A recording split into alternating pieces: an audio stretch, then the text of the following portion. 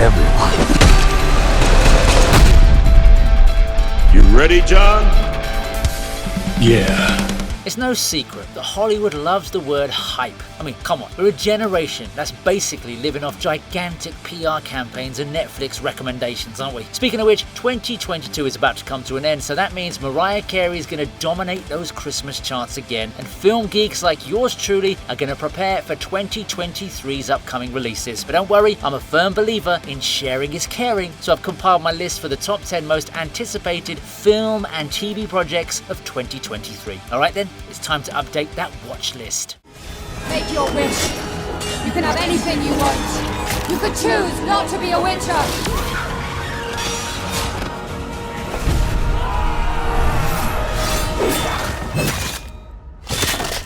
Ah yes, the tragic case of the modern writers versus famous source material. They love me. I think we've all had to bear the consequences of some privileged activists trying to push their own selfish agendas through the media they create.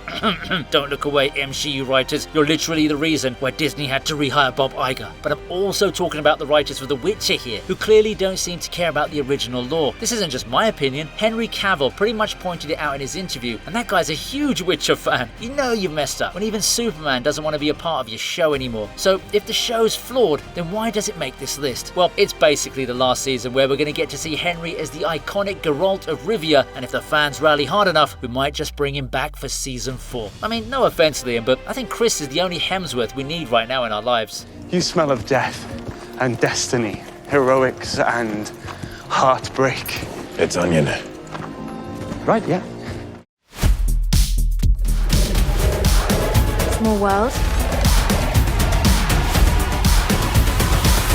I want to see the world for myself. To make my own choices. Okay, so this movie is going to be a huge hit because A, it's got Margot Robbie in it, B, it's going to bring back some serious nostalgia, and C, well, it's got Margot Robbie in it too. Just kidding. Don't think I'll ever shade Ryan Gosling like that, okay? He might be playing a Ken doll over here, but he'll always remain the global ambassador for the modern day Sigma male. Now, I know the release date is clashing with another big budget film, but I still feel the boys are going to give it their all to catch a glimpse of their favourite doll. On a serious note though, the hype is real for Barbie because they've got some big names attached to it. There's the obvious inclusion of Emma Mackey, who's Margot Robbie's British clone, but you've also got stars like Anne Hathaway, and there are reports that even Dua Lipa is going to make an appearance. They really want us levitating, don't they? This is my war alone. And I'm the last person standing between them and what they really want. And what is that? I know I just bashed the MCU, but I like to call myself an optimist, and I ain't losing hope for Secret Invasion because we're finally going to see Nick Fury get some well-deserved screen time. I mean, come on, bro. How can you have Samuel frickin' L. Jackson in your cast and underuse him? For those of you who aren't familiar with the comics, this show is basically going to focus on how the eye-patch mother lover goes about the Skrull invasion. Also, let's not forget Kobe Smulders here. This might just be her time to shine because the How I Met Your Mother fame ain't going to last forever. Who's this guy? More than anything else, I'm excited to see how the MCU uses spy thriller elements into this show, but the sad part is that it's only going to be around 6 episodes long, and then we have projects like She-Hulk, which were given 9 episodes. Come on, that doesn't seem fair. I have called for your help plenty of other times, and you've been pretty content to let those calls go straight to voicemail. Yeah, well, this is different.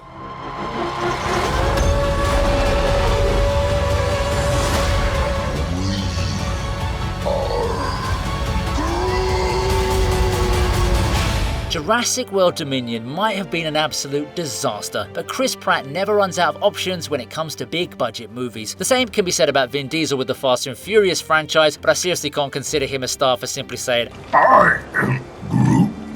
Also, I don't know why, but I've got really high expectations for Volume 3 of Guardians of the Galaxy. Yeah, sure, it's the final story in the trilogy, so there's going to be some strong emotional element, but I've got a feeling that James Gunn is really going to outdo himself with this one. Peacemaker gave us a little taste of his creative mindset, and I'm hoping that he can achieve something similar with this film, because, let's face it, the Guardians were nothing better than glorified showpieces in Thor: Love and Thunder. And we'll kill anyone who gets in our way. No, not kill anyone. Kill a few people. Kill no people. Kill one guy, one stupid guy who no one loves. Now you're just making it sad. You said everything right.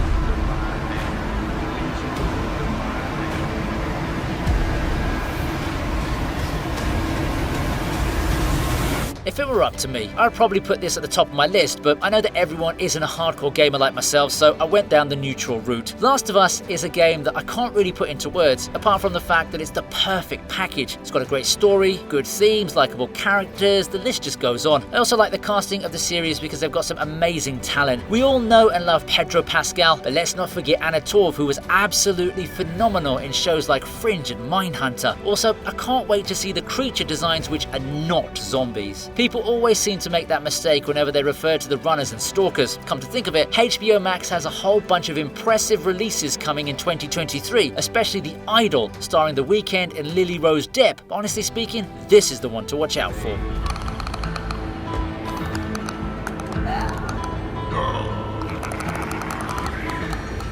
Some other things to watch out for are the like, share and subscribe buttons down below. Go ahead and smash them before the runners come and get you. Alright, let's see what else we've got.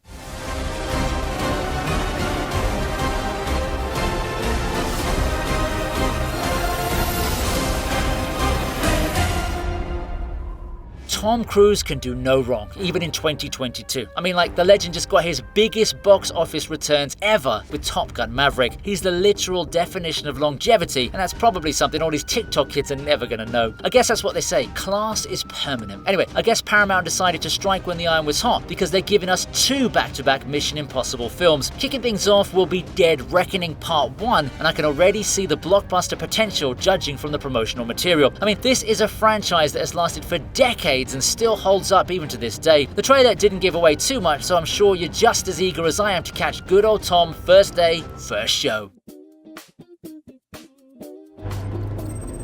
Why is he running in circles? Okay, that's all right. Right? Now? Yes, right. Are you sure? Yes, I'm... Oh, it's left. Turn left. Sorry, I had the screen lock on. But you have removed your helmet.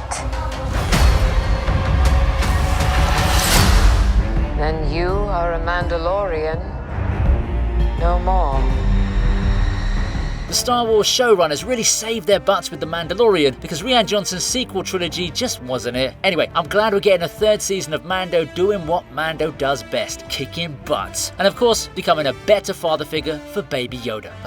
Should I say Grogu? I've got a serious question though. How does the man survive in that metal helmet? It doesn't even have any open space in it like Batman's mask or the helmet Carl Urban wore in Dread. Plus, isn't the whole point of him being an actor to, show your face on screen? To be fair, I don't really blame him. Pedro Pascal must have been super traumatized from that head-squishing scene in Game of Thrones. But yeah, I'm definitely looking forward to season 3, and the good news is that we don't have to wait too long because it's coming out in February.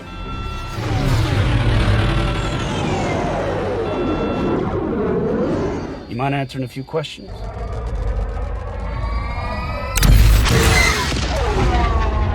There's no trace on our sensors. Are we reporting this?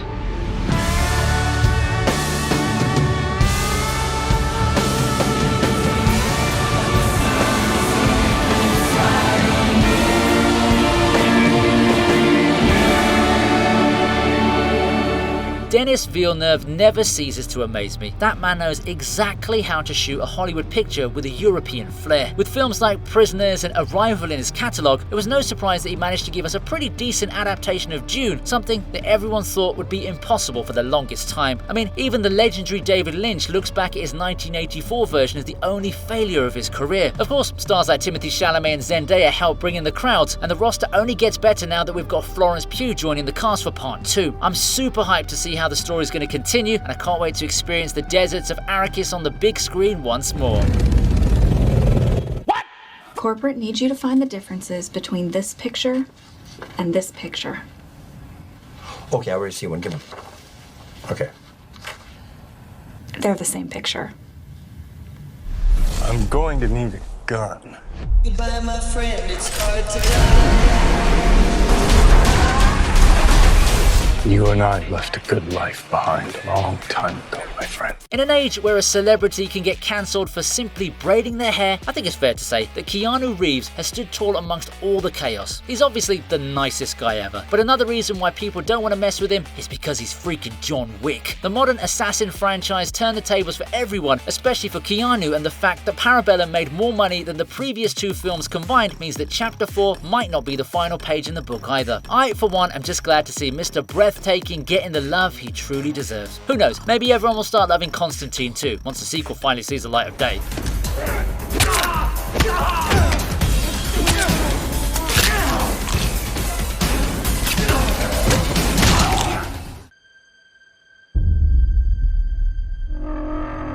Now I am become death, the destroyer of worlds. I suppose we all thought that, one way or another. Remember when I said Barbie was going to compete with another film on the 21st of July? Yeah, let's just say I was being generous. But don't worry, Margot, I'll still watch your flick when it's out on streaming services. Christopher Nolan is the most recognizable name when it comes to post-millennium directors, and he's proven time and time again why it's going to be very hard to overtake his accomplishments. Right from the Dark Knight trilogy to Inception and all of his other works, the man has established himself as a modern-day Kubrick, and I can say with certainty that Oppenheimer is going to be a classic. First of all, the subject matter is vast, so anything can happen. And to top it off, we've got Peaky Blinders' very own Cillian Murphy, post-MCU Robert Downey Jr., Emily Blunt, Matt Damon, and well, the list just goes on. There's some serious money being put into this production, so I'm sure it's going to be worth every penny. Just don't blow up an actual bomb for the realism, please, Mr. Nolan. In the years to come, it will be possible to kill 40 million American people in the 20 largest American towns by the use of atomic bombs in a single night. I am afraid that the answer to that question is yes. So are you hyped AF for these projects or nah? Let me know in the comments if you're looking forward to any other projects, and I'll probably mention it on a volume 2. Please like, share and subscribe to show more love, and head over to my description for links to my socials. Alright then, I'll see you next time on the TV Region.